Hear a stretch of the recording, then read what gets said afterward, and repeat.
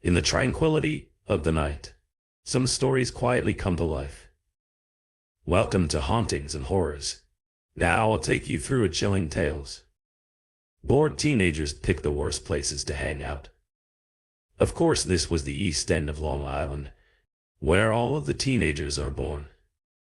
There's nothing to do during the day if you're not into sun and surf, and even less in the evenings. Summers are full of tourists, traffic in nightclubs, convertibles still running outside of stores. The rest of the year it's quiet and, in the winter, desolate. I was out with a group of friends that night. Well, they weren't really my friends, but we hung out. They'd always drag me somewhere creepy in the dark to get high. Usually it was someplace in the woods where I can't see my hand in front of my face. One time it was an old bedding track that had been condemned. Then there's the obvious one, a cemetery. Nothing says buzzkill like being surrounded by dead people sometimes. I wasn't sure if it was better than staying home alone. By far the worst place they took me was the site of the Montauk Project, an abandoned military base where people claimed they did experiments with time travel and mind control. If that wasn't disturbing enough, the guy who took us there, Zach, told us all these made-up stories about feral people living in the tunnels. We even went up to the roof of a 10 or so story building that was rusted and decaying inside. Not only am I afraid of heights, but the roof was sloped on all sides, which made me feel like I was falling off. This is kind of creepy. Where are we going? I asked, hoping it would be tame in comparison. We're going to an abandoned house, said Zach. Much to my dismay, people had often tried getting me to go to abandoned houses, but I always refused. At least those other houses were near a main road, but wherever we were going was far off the beaten path. We'd been driving for a while in the pitch black down some road that felt endless. I couldn't see in front of us either, since the car we were following was blocking the view and Zach was close. It's not really abandoned, said Leo from up in the passenger seat. It's just empty. It was built recently, but I guess they haven't finished some stuff like the wiring in the locks.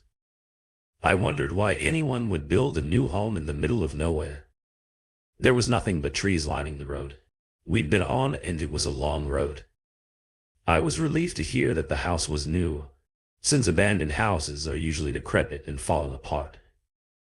They remind me of places you should never go, places where horrible things lurk in the corners and under creaky floorboards. And let's not forget splintery wooden nails jutting out in all directions, just waiting to pierce drunken teens in the darkness. In the back seat with me were two alternative hippie girls. I think it was the first time I'd met them, but I'm not sure.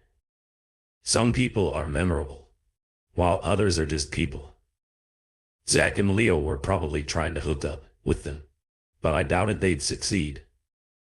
Oh my God, this is going to be so cool, one of the girls proclaimed, while the other giggled.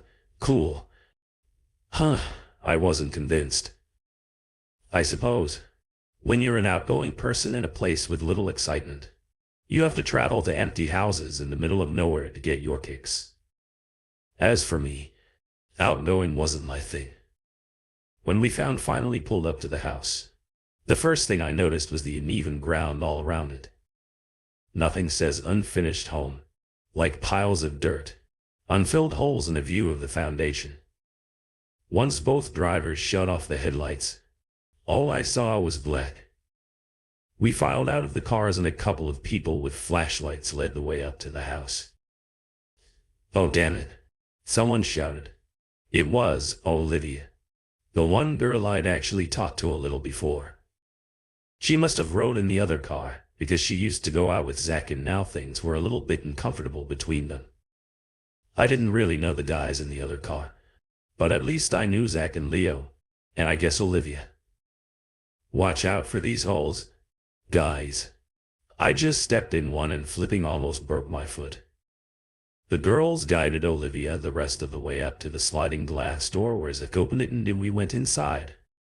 It was your typical upper, middle-class Long Island home. The walls were blank, white, devoid of any fancy trim, with that shiny wood flooring. That doesn't quite look real. There was a kitchen to the left and a huge room to the right with a two-story ceiling. The front wall consisted mostly of large, paneless windows, while the back wall was solid and bare. Stairs led up to a second story complete with an indoor balcony. In the far corner of the room was the only furniture, a ratty couch and broken armchair that both looked like they came from a junkyard. They sat in front of the fireplace with small stacks of paper strewn around them. By the looks of it, someone had been squatting here. I assumed it was Zach and his friends. "Why is there furniture here?" I asked Zach. "I don't know what was here when we found the place. The rest of the house is totally empty. Those papers weren't here before, though." "That's so weird," was my typical response to unusual things.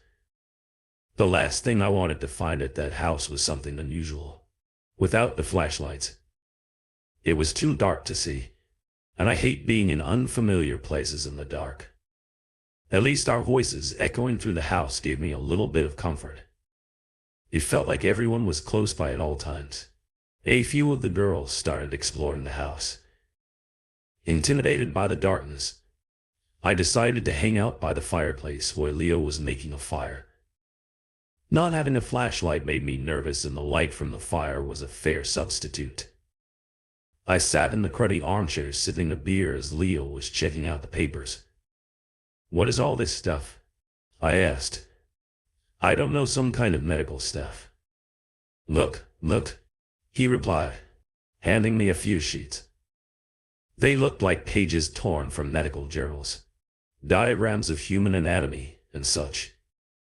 Maybe they were photocopies, but in the dim light of the fire it was hard to tell.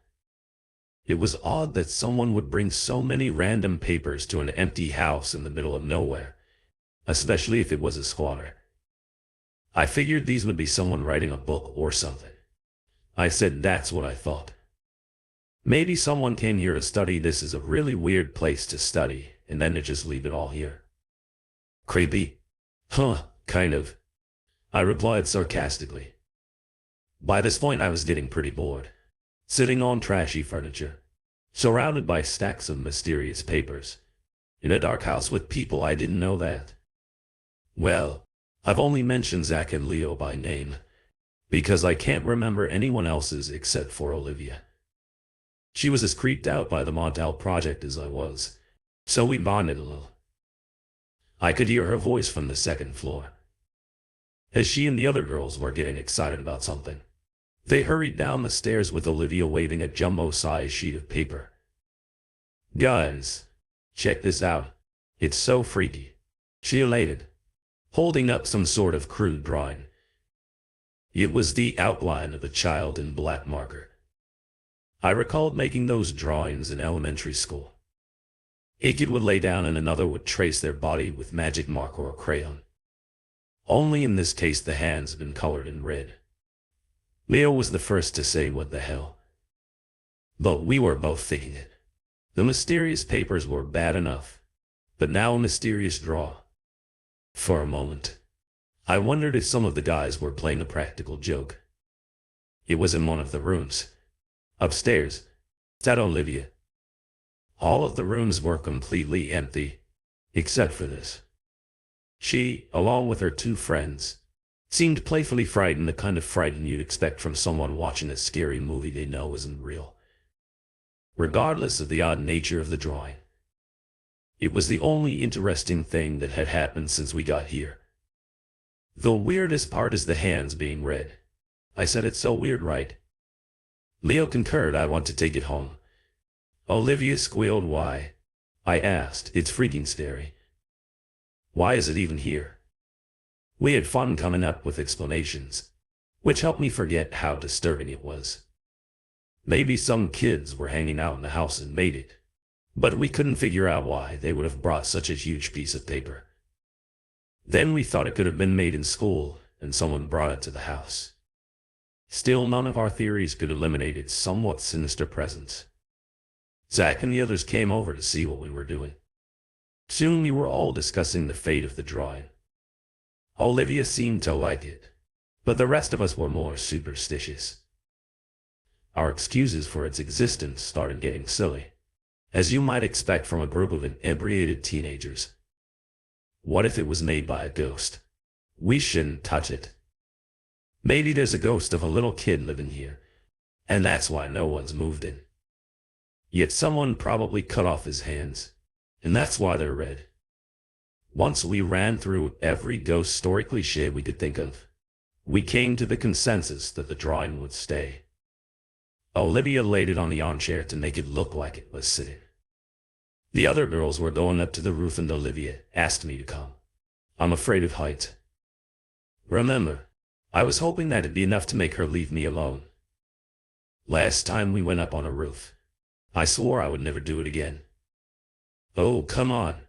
You've just been sitting in here the whole time. Besides, the roof is really cool. You can't fall off unless you try. I'd even have followed her up to the second floor. The middle was flat, surrounded on all sides by upward slants. My fear didn't come into play, which was a pleasant surprise.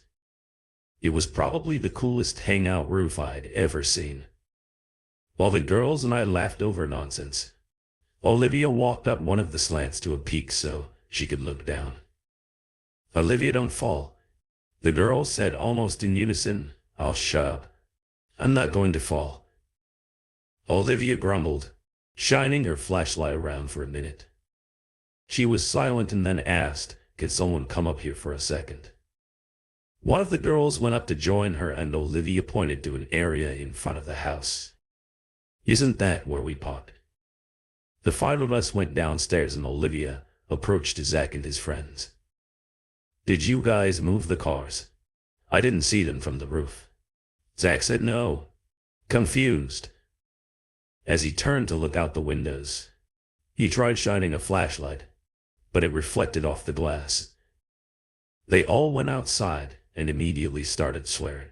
The cars weren't in front of the house. After circling the entire perimeter, it was confirmed that they were gone. Are you kidding me? Zach yelled, his voice disappearing into the sky. I started to wonder again if this was some kind of joke being played. Maybe one of the guys moved the cars down the road and then walked back just to freak everyone out. No one heard them start up. Though they invited and see who moved the cars. The other driver asked. I hadn't had much contact with him and he seemed a little bit high-strung, so I was slightly freaked out by the possibility that he might be aggressive. I didn't. Did you? Zach said, looking at Leo. No, dude. I wouldn't move your car, let alone both of them. Seriously. Guys, this isn't cute, the guy said. I want to know if someone stole my damn car or if you guys are playing a stupid joke. I could tell this guy wasn't going to put up with any shenanigans. Zach and Leo were a little caught of FGR. They were being accused. Someone suggested to do a pocket check, and it turned out they still had the keys to both vehicles. This doesn't make sense, said Leo. As we all started murmuring this time, it wasn't any fun trying to figure out the mystery. How did two cars just disappear? The girls were crying now. Well, not Olivia. The guys were cursing up a storm, especially the driver of the second car. I've decided to doubt an angry guy. Not that his anger wasn't justified. It was just his most prominent trait. I had nothing to contribute to the situation, so I just waited for everyone to figure out what we were going to do. The only thing that mattered to me was getting home sometime in the next century. It took a while to face reality, as unbelievable as it was, and we eventually started walking home. Everyone was silent. The only sound came from our footsteps and the twitter of crickets. There was just enough moonlight to see the barren trees arching over the road. It was going to take a few hours to get anywhere that had streetlights, and we were all exhausted. Angry guy was walking ahead. No one wanted to be near him, afraid he would blow up again once everyone was getting cranky from walking so far. Not that we could blame him. "Hey, can we stop for a minute?" asked one of the girls. We collectively agreed it was a good idea, even though we'd only been walking for about 20 minutes. There was a sense of denial that we were still so far from home. As everyone gathered their thoughts, we talked about what to do. When we got home, Leo suggested going to the police. As if that wasn't obvious, Zach started spewing some crap about how he knew people who could track down the cars, like they were TV detectives or something. Angry guy didn't say anything. I just wanted to go home. "We good to go?" Leo asked. As everyone looked at each other and nodded, the girls noticed something. "Hey, where's Olivia?"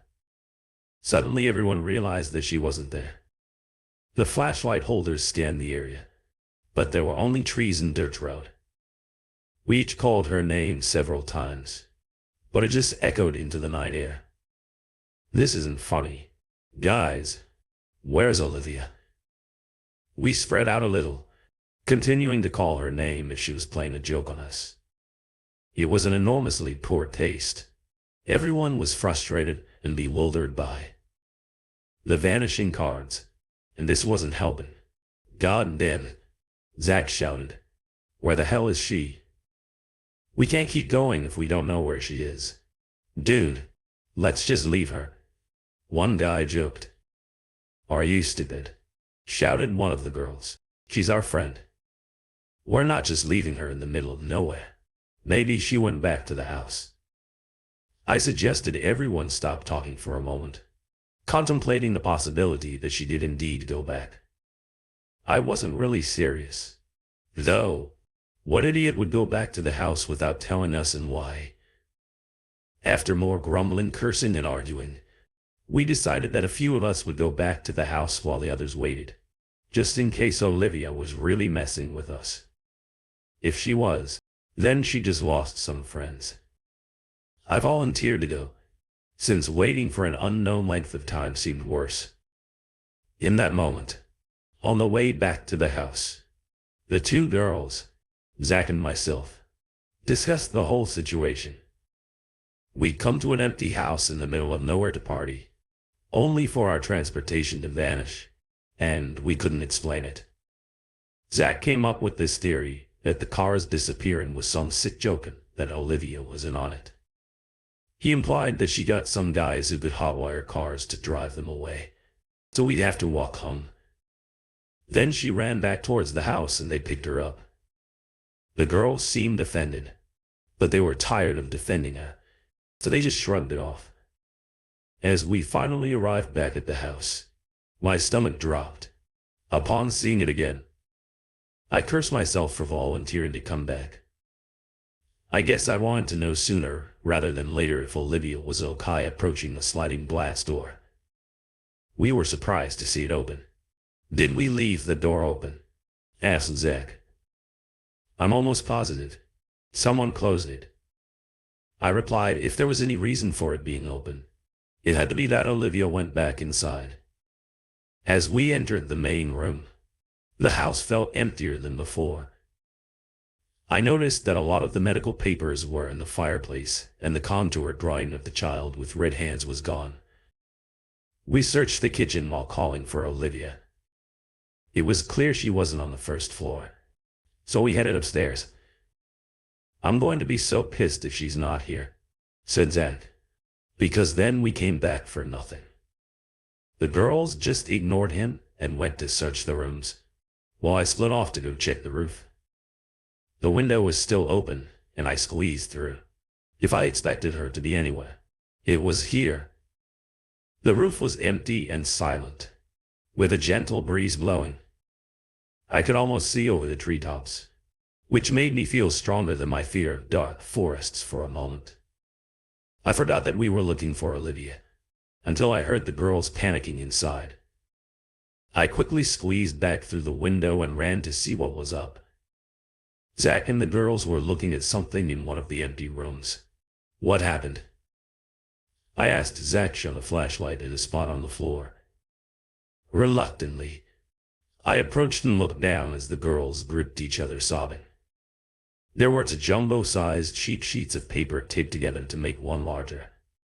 Sheet drawn in marker was the outline of a girl with only the hands colored in red. The stories had been told, but their shadows will continue to haunt our minds. Thank you for listening. Don't forget to subscribe to Hauntings and Horrors. Turn on notifications, so you won't miss any thrilling horror stories. Good night, and sweet dreams.